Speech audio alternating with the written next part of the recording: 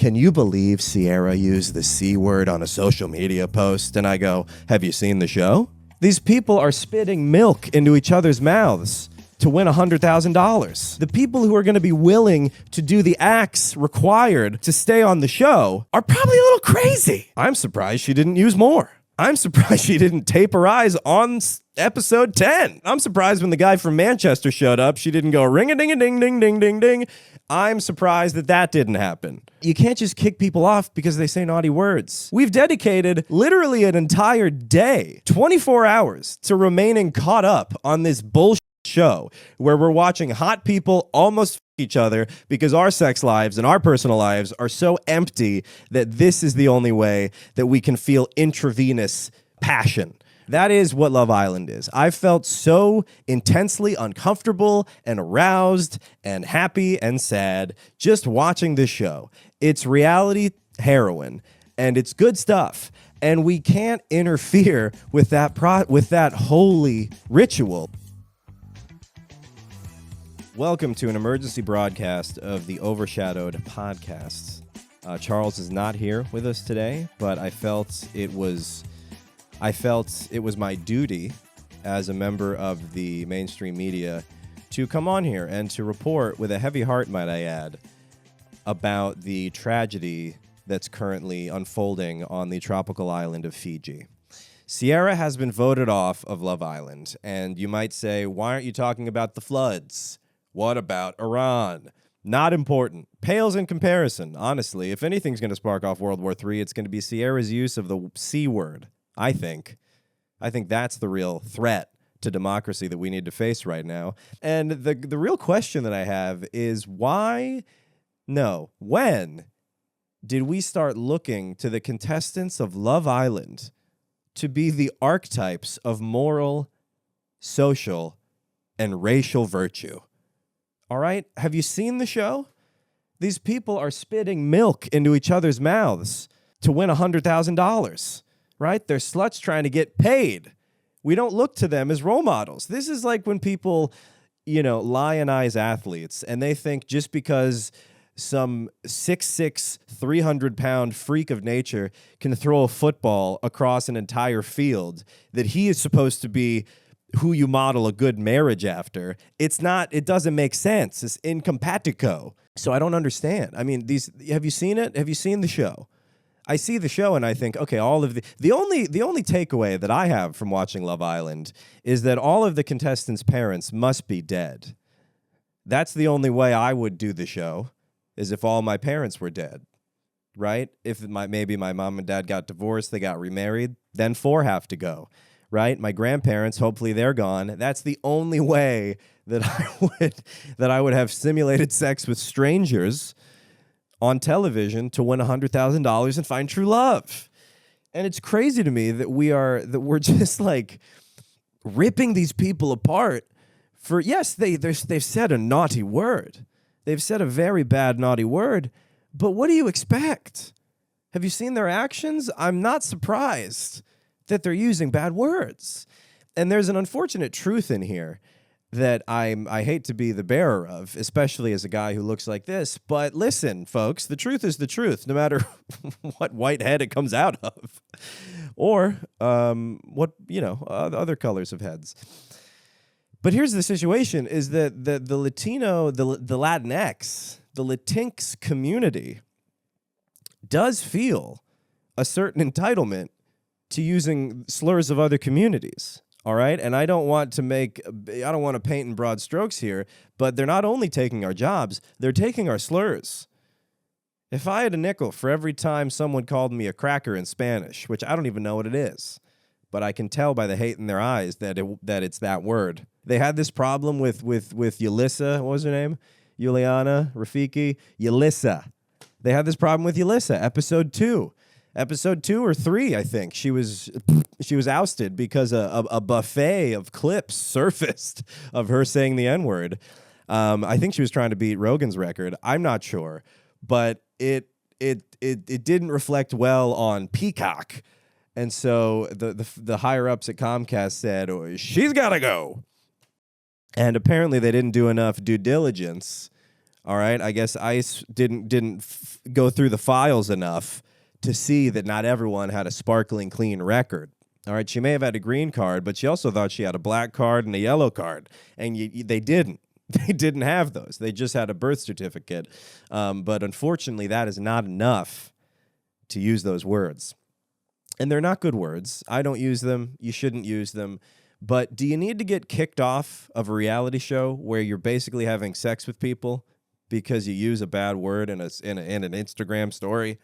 Is that where we're at? I mean, I've already watched. I'm so invested in this show. You are doing more harm to the Asian community, who is currently caught up with Love Island and has invested at least 22 hours in this season to see who wins the honey grand. All right, that is doing far more harm, is removing a front runner and just throwing the whole thing into chaos. I'm not part of that community, but I am certainly part of the community that's caught up. I've invested about exactly 24 hours into seeing these idiots open mouth kiss each other, which, by the way, why are their mouths so open? They're trying to swallow the heads of the other contestants as if they think who can unlatch their jaw and extend their mouth the furthest is the perpetual challenge. That seems to be the unspoken challenge in the villa, is who can unlock their jaw from their skull and completely consume another one of the contestants. That seems to be one of the ways that people are trying to vote others out. And I love that strategy. I think that's a fantastic strategy. Hey, if you can't beat them, eat them. That's what I say. Can't spell beat without eat. That's just science. Actually, it's English. But yeah, man, I feel like just voting Cierra off, not voting is not really the word for it. What would be the word? Usurping, right? Staging a coup, right? I don't think that ousting her in the way, like if you, right? I don't think that ousting her in the way, like if you want justice, right? What's justice really about? Justice is about the wronged party feeling like punishment has been doled out that is proportional to the crime. But what I would also add to that definition of justice is that when administering the justice, you don't want to be inflicting more harm than the crime itself. And I'm not saying that's what's happening by removing Cierra from Love Island, but what I am saying is a lot of people have invested a lot of time into seeing who's going to take the $100,000 home. And I had my money on Cierra and Nick, and I think a lot of you guys did. I don't know what betting platforms you're using, but I stand to be out of a lot of money because my girl and my girl's gone and my guy's alone, and even his mom is now rooting for the other Alandria, who I love, by the way. I love Alandria, right? Taylor made a big mistake dumping her. I don't even think that's true. I think he just felt a better connection with Clark. You can tell I watch the show, and I am incensed that Cierra's gone because you've caused more harm. All right, you can't fix a problem by creating another, arguably bigger problem, which is that now you have impugned the integrity of the Love Island selection process. All right, the natural selection of love on the island. Right? This is Galapagos for sluts, basically, is what Love Island is. We're trying to see whose love can outcompete the other when there is abundance and yet also scarcity. Okay? Darwin would be proud of what they're doing on Love Island. They're trying to meld the fittest male with the fittest female by testing, how much milk can each hold in their mouth and how much can they withstand competition.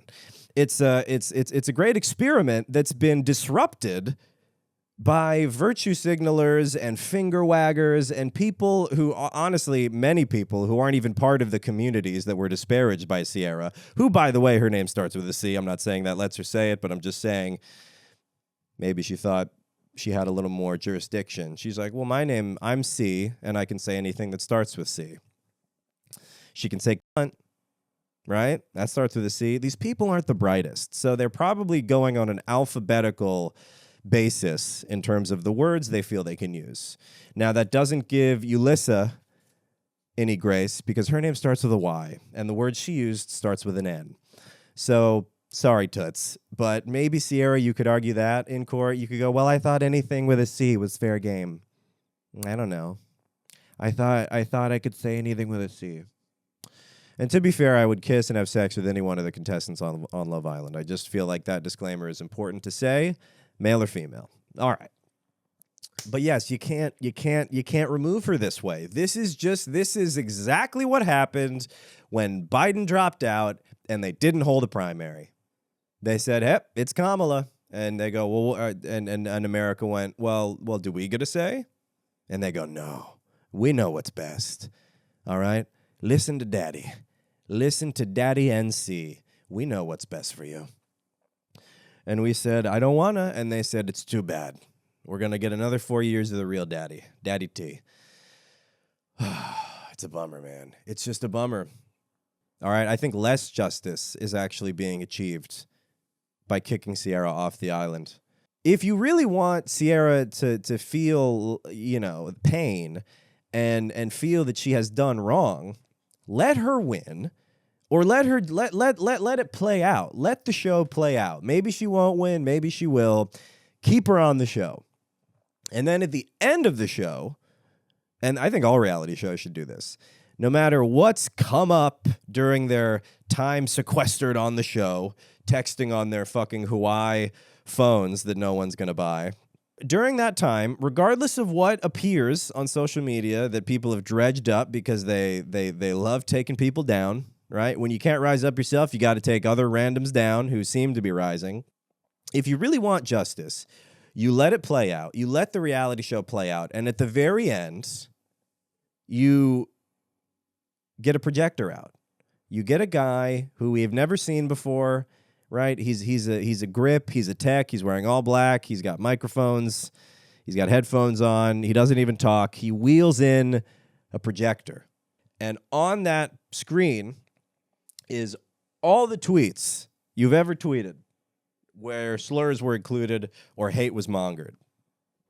And then the contestants, in one last vote, decide whether you should be drowned in the pool that no one has used. Because it's a damn shame to go 30 days without anyone using the pool. And what better way? What better way than to hold a sort of military tribunal at the end of Love Island USA Season 7 to hold accountable these racist skanks, right? Who I don't have any tolerance for, and I don't appreciate what they've said. I certainly appreciate what they've done and what I've seen. It's approaching whole, honestly, is what I've seen on the show. And we have all the guys vote, and then we have all the girls vote. And if they're found guilty, you drown them in the pool. You'll hold your and the person who has to hold their head down is actually the person they're currently in a couple with. And not that. That would be too easy. The person who has to drown them is the person who they've actually wanted to get to know a little bit better since they were in the villa but never had the opportunity. That's who needs to administer the justice, the pool drowning. I think that's reasonable, right? Because then everybody wins. The viewers at home, who, by the way, for the most part, don't give a shit what these people have said. They're watching their TV. Imagine you're watching American Idol, right? And Chris Daughtry, let's say it's round 8, right? There's still there's still 10 people left, or however many people are left at round 8. That's probably too many rounds. Let's say there's 10 people there and Chris Daughtry's there, and it comes up that he has a Confederate flag tattoo on his lower back. And that's not good, and that's not right. And it upsets a lot of people for a lot of valid reasons. But what if I were to tell you that because of that tattoo, he got voted off, and we never got such classics like It's Not Over or I'm Going Home, parentheses, to the place where I belong. Now, maybe in this alternate reality where he did get kicked off for being a South Will Rise Againer, maybe the songs are about that, right? It's Not Over, referring to the Civil War. I'm Going Home, referring to Richmond, the capital of the Confederacy, right? His Mecca, white Mecca. So who's to say maybe he could have even had a more successful career after getting kicked off early, as opposed to getting kicked off fourth. But these are the things you have to consider. I mean, we can't just be kicking people off because they've said naughty words, because the audience matters. All right, AM. I think who needs to be advocated more than ever is the audience, is the viewers of Love Island. We've dedicated literally an entire day, 24 hours, to remaining caught up on this bullshit show where we're watching hot people almost fuck each other because our sex lives and our personal lives are so empty that this is the only way that we can feel intravenous passion. Right? That is what Love Island is. I felt so intensely uncomfortable and aroused and happy and sad just watching this show. It's reality heroin, and it's good stuff. And we can't interfere with that holy ritual of watching these shows. Right? You can't just kick people off because they say naughty words. All right? The people who are going to be willing to do the acts required to stay on the show are probably a little crazy. They probably say insane things. This is obviously the tip of the iceberg on social media. I mean, obviously, if you're going to come on the show and both your parents are still alive and you're going to bounce it like there's no tomorrow, right? You're going to shake your cake for America, even though your mom and dad are both part of America and watching. Yeah, you probably have said some nonsense, right? Some bullshit. You've let a few slurs fly, and I'm not saying that that's okay. But what the fuck do we expect? Have you seen the show? That's really all I can say. That's my biggest take. Have you seen the show? Can you believe Cierra used the C word on a social media post? And I go, have you seen the show? I'm surprised she didn't use more. I'm surprised she didn't tape her eyes on episode 10, right? I'm surprised when the guy from Manchester showed up, she didn't go ring-a-ding-a-ding-ding-ding-ding-ding. I'm surprised that didn't happen, right? And people are accusing Cierra. They're like, oh, well, she must have media training. She must have media training to conceal so adeptly her racist heart. It's like, guys, why are you thinking she has media training? Because she's only typed the slurs? Is that, you're like, oh, that must be thousands of dollars of media training, is because she's only typed the bad words. She's never actually said them into a camera like that dumb bitch Yulissa. All right, Yulissa had a microphone and a DSLR pointed at her, and she went, boop, and you're out of here. But it took the audience long enough to find that Cierra had said these things because she has media training. All right, and she knew that stories disappear after 24 hours. That's called media training. No, that's called being alive in 2025. That's just kind of an innate thing that you come out of the womb knowing that your stories disappear after 24 hours. And yes, people can take screenshots, but the risk is low. The risk of a slur on a story coming out is low. The risk of a slur coming out on a podcast is high. That's a high risk, right? And so I'm sorry Yulissa didn't receive the coveted and probably expensive media training that Cierra underwent. I think it was like 3 years in Mossad. I think Cierra did 3 years with Mossad, and then she did a brief stint. It was a rotational program between the White House press corps and, I don't know, she had a few fireside chats with the guy from Boeing. I mean, guys, she doesn't have media training. And even if she does, who cares? Oh, so someone's going to tell you that you should be smiling most of the time on camera because it doesn't look great when you're not smiling? I got that. I was told that when I was on the Food Network. Brag. I was told that when I was on the Food Network. Okay? Sorry to just name drop like that. Anne Burrell is dead, and may she rest in peace. I'll get to that in a moment. Yeah, I mean, I was on the Food Network, and I was not smiling the entire time I was on camera because we're on camera for hours and hours and hours. That's what reality TV is, and you don't know what they're going to use. But the producers had to tell me, hey, buddy, whenever we look at you, It looks like you are plotting to assassinate one of the chefs. You have a deadness in your eyes, and if you could just turn up the corners of your lips, that would help alleviate some of the school shooter energy you are bringing to the Food Network. And so I did. And if you want to say that means I have media training, then that means I have media training, folks. And that's why you haven't seen me slip up on this program.